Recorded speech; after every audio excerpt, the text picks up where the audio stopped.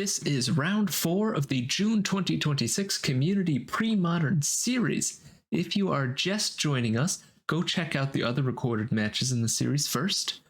We're playing Frantic Storm, Premodern's fastest mono-blue combo deck. We use cost-reducing artifacts to untap our lands, draw through our deck, and cast a lethal Brain Freeze. If you want to learn more, go check out the other videos in the series, or check out my in-depth Frantic Storm primer, link in the description below. Let's get into it. Alright, my opponent starts off with a Duress. I reveal 3 islands, Accumulated Knowledge, Cloud of Faeries, Merchant Scroll, and a Helm of Awakening. They're just going to take a second to write those down. They decide to take the Helm of Awakening. We'll untap, upkeep, draw for turn, play an island, and then pass the turn. Opponent will play another swamp and play a Ravenous Rats. This creature enters the battlefield. Each opponent discards a card. I discard an Accumulated Knowledge, basically a free discard, assuming I get to play another Accumulated Knowledge later, especially because the first AK only replaces itself, so that's definitely okay for me to discard. I'm not feeling too bad. Though it is important to note that this deck does require what do we call a critical mass of cards really to go off. Frantic Storm definitely wants a critical mass, though it is possible to just get lucky, with like a Meditate or something and draw into exactly what you need over and over again, but the more you have to start with, the better your chances. I'm just going to take turn 2 to cast a Merchant Scroll and grab another AK, try to immediately get back some of that value. I can see this is going to be a probably grindier game, so I'm just looking to get as much value out of my cards as possible, keep my hand size high. My opponent swings for 1 with the Rat. I'm going to play a Wasteland and cast the Hypnotic Spectre. 2 cards I don't want to see, because I have a Teferi's Island hand that I'd like to try to use, and of course Hypnotic Spectre will keep applying that pressure to my hand size. It's not as scary turn 3 as it is a turn 1 Dark Ritual Hypnotic Spectre, but it is something I'm definitely a little worried about. I pay 2 mana, cast that AK, cashing in, hoping that I'll get a third one to start drawing even more cards. The more cards I have in hand, the less chance Hypnotic Spectre will hit something that I don't want it to. I play out another island and pass the turn. Opponent is going to go to combat, swing for 3. I have 6 cards in hand, which makes it easy to roll some dice. Go to 16, and we flip over the first card, which is a Deep Analysis, which I am very happy to see. There was 1 card I was looking to have discarded, that would have been it. And they follow up the Duress, they can see what they missed with their dice roll. I've got that Teferi's Island, another island, Helm of Awakening, Cloud of Faeries, and Meditate. My opponent tries to take the Helm of Awakening. That's probably a good move since I don't have any other cost reducers and they have a Wasteland for the Teferi's Isle if I try to play it. So now at this point I'm just looking for another cost reducer or ways to draw cards that don't let my opponent keep attacking with Hypnotic Spectre, because if I cast Meditate, they're just going to keep swinging at me with their extra turns. I pay 2 mana and play a topped-decked Sapphire Medallion. So I get decently lucky there, and I was definitely happy to see that and be able to play it out immediately without having to potentially discard it. However, there are 8 total copies of these mana rocks in my deck, so it's not too unusual I'd find another one. So this means I can immediately start cashing in with those untappers, though in this case, really I'm just looking to throw down and Meditate, because now with the Cloud of Faeries I can block Hypnotic Spectre on one of those turns that I have to skip. This means +4 cards, -1 from his Hypnotic Spectre, definitely worth it for me, especially now that I have the Sapphire Medallion play. They're mono black, there's no way they're going to have any way to deal with that.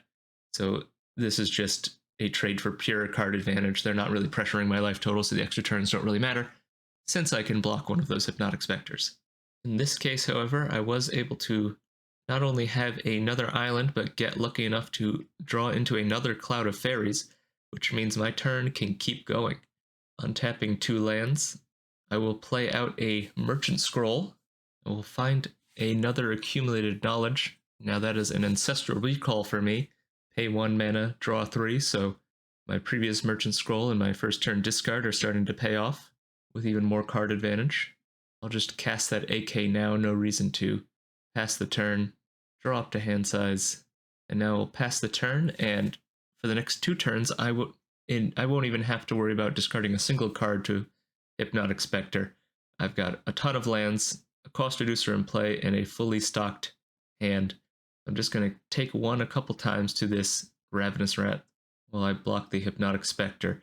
Second main phase, my opponent is going to cast a Skeletal Scrying, X equals 2.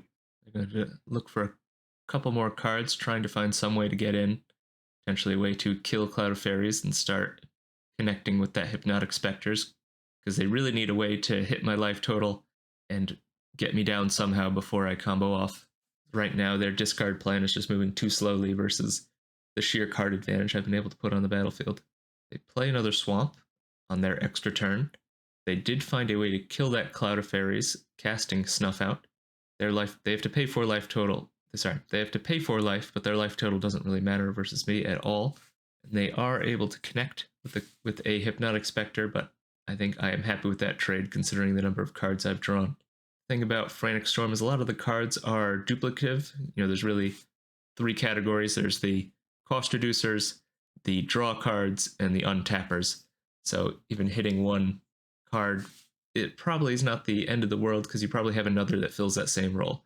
In this case, it hit the Snap, which is a little unfortunate because that just buys an extra turn versus Hypnotic Spectre if I just want to essentially time walk them, since 1 more damage doesn't really matter. But they hit a Cabal Therapy here. They decide to name Frantic Search. Fortunately for them, I have no such thing. I have an Opt, Meditate, and Helm of Awakening and 2 lands, one of which is that Teferi's Isle still. Then they decide to sacrifice their rat to flashback Cabal Therapy. They decide to name Meditate and get that out of my hand. They cast another Ravenous Rats, notably tapping that Wasteland even though they know I have Teferi's Isle in play. I just pitch an extra island, then they cast a Funeral Charm to have me discard another card. I decide to cast that Helm of Awakening. I've already got Sapphire Medallion, and at this point they have tapped down their Wasteland, so I get to freely play my Teferi's Isle, so I don't care about having another cost reducer. I decide to flashback Deep Analysis, looking for a couple extra cards here in my main phase. I cast a Meditate that I drew off my deck, decently lucky, so I'm going to skip my next turn. I'm going to restock with 4. Now I have 1 mana up and a Teferi's Isle in hand, so if I hit an untapper, then really I'm off to the races here.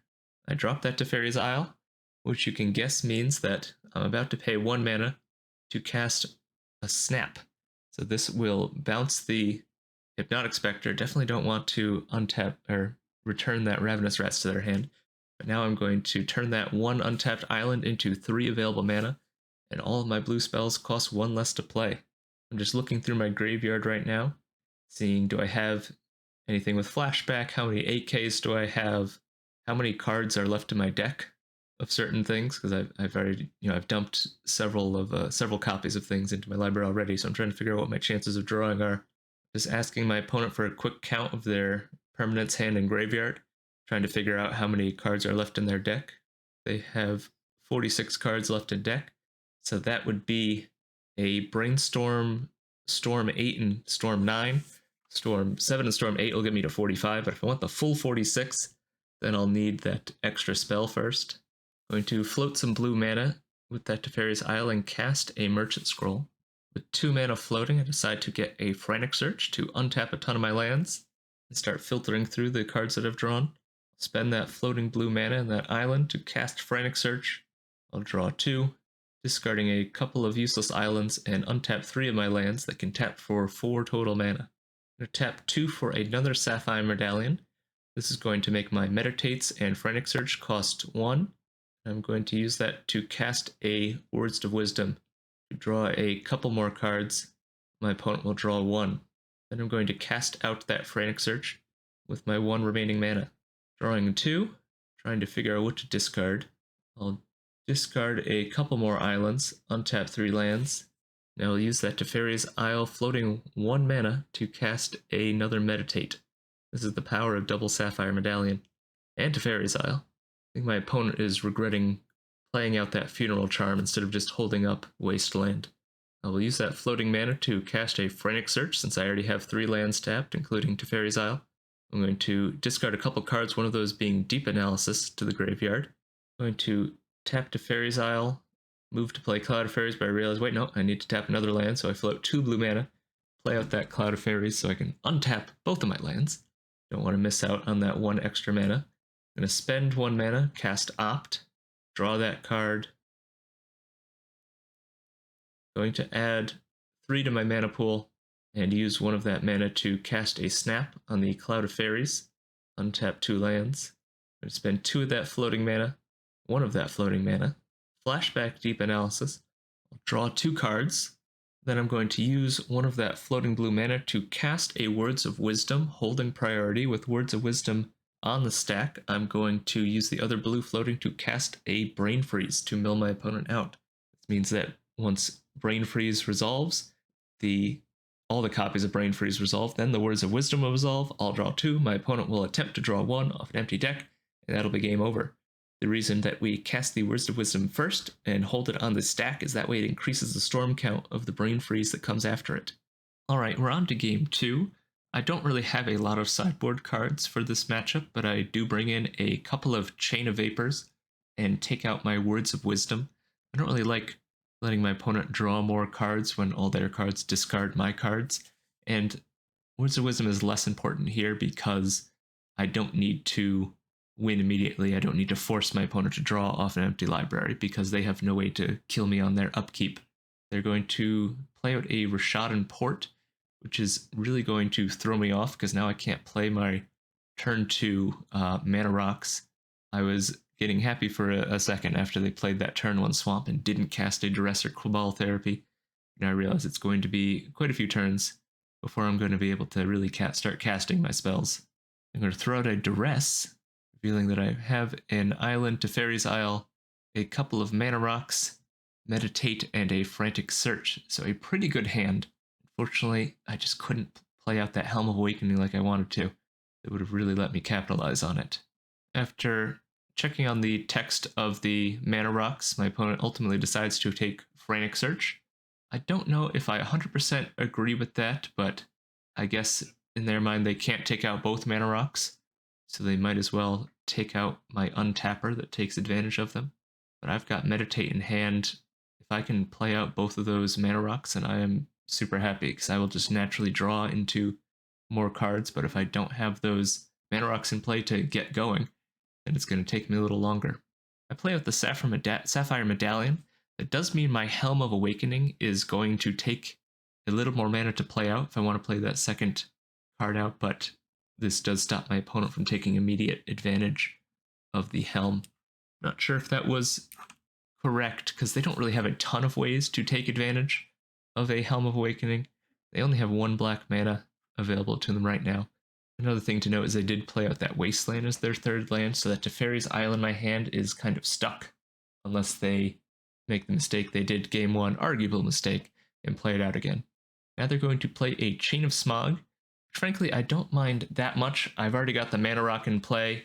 I have Meditate in my hand, so even discarding 2 cards, the fact that I get to choose them is great, because I'm just going to keep whatever cards, draw more cards.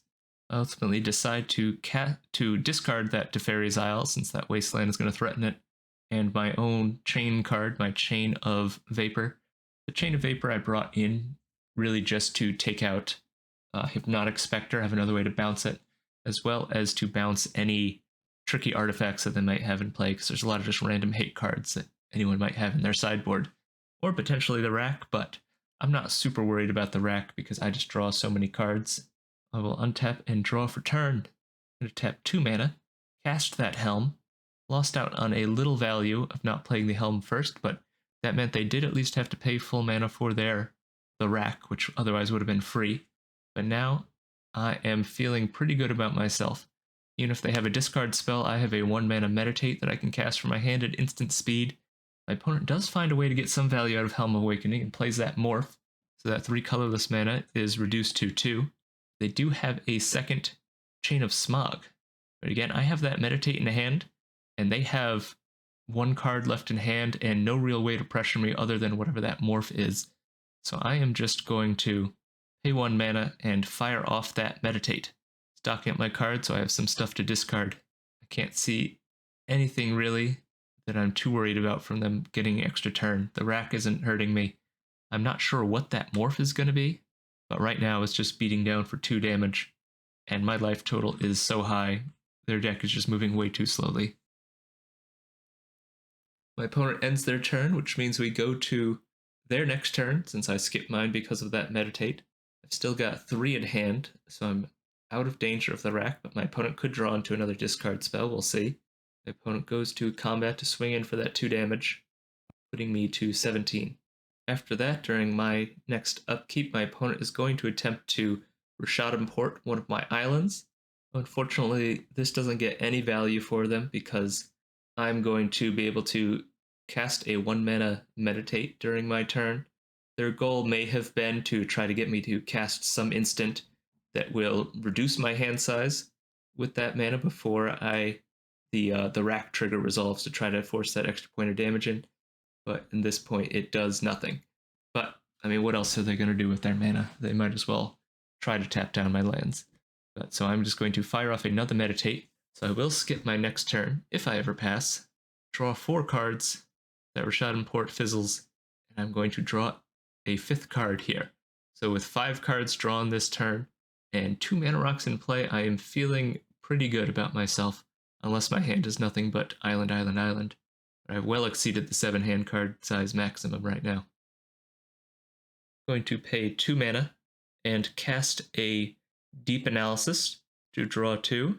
Definitely not a super flashy card to start off with, but this means I can pay 1 mana to draw yet another 2 cards later on.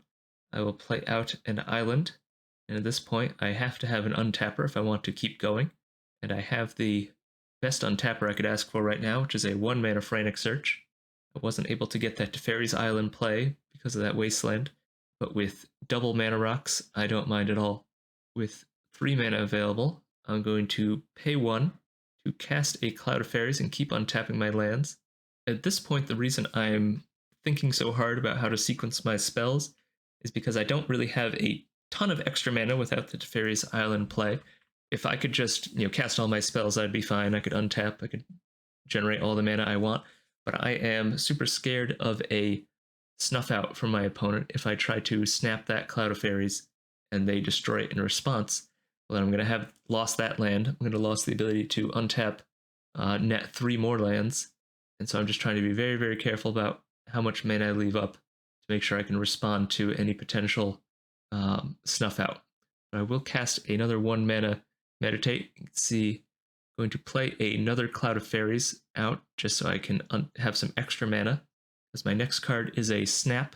I don't want to have opened up with that Snap, tapped out all my lands, and then played out that with the expectation I was going to be able to play out that Cloud of Faeries next. If they had that snuff out, that would have ended my chain pretty badly there. Sometimes actually winning from a winning position can be the hardest thing, so you have to be extra diligent not to make any mistakes. At this point, I've drawn so many cards, I'm just going to keep chaining Meditates into each other. At this point, I've seen every single Meditate in my deck, which means I have drawn a total of 12 cards off of them this turn alone. I am going to skip my next 3 turns if it comes down to it, unfortunately, so I better be able to keep going. I play a 1 mana Helm of Awakening, which means all of my future mana rocks now cost 0 because I have 2 Helms in play. I'm just using those to rack up that storm count. I throw another Snap.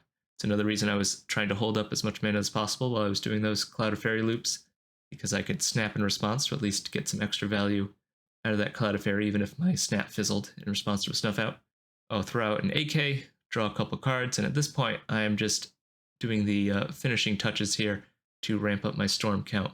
And I will pay 1 mana to cast a Merchant Scroll, get that Frantic Search, cast Frantic Search, draw 2, discard, Island Opt, untap 3 lands, pay 1 mana, flashback Deep Analysis targeting my opponent, going down to 11, holding priority, And with Deep Analysis on the stack, I am going to cast a Brain Freeze. An opponent doesn't have any Gaia's Blessings in the side, so that means the game is won, and so is the match. And a quick 2-0 with Brain Freeze. Versus this kind of mono black, we're definitely in a lot better position than some other variations. They can't really interact on the stack, and our deck is just nothing but pure card advantage. We want to go fast, but at least this configuration with Deep Analysis and Accumulated Knowledge has no problem going slow and just racking up cards over time, trying to set up for a win, as opposed to Black Vice, like we've seen in a couple matches in this series, which applies a lot of pressure to us since we like to have a lot of cards in hand. The rack doesn't really do much since we're rarely, if ever, going to be above or below 3 cards, since every card we do draw is likely going to draw us more cards. Of course, we can always get unlucky. They can turn 1 duress our mana rock, and we can just hit nothing but lands and card negative cards like Frantic Search, but I think we are definitely favored in this matchup. There you have it, a convincing 2-0 win versus the Rack. If you like this video, leave a like, comment, subscribe down below, and stay tuned for the rest of the league. Want to play Frantic Storm yourself? Check out my primer, linked in the video description. See you next time.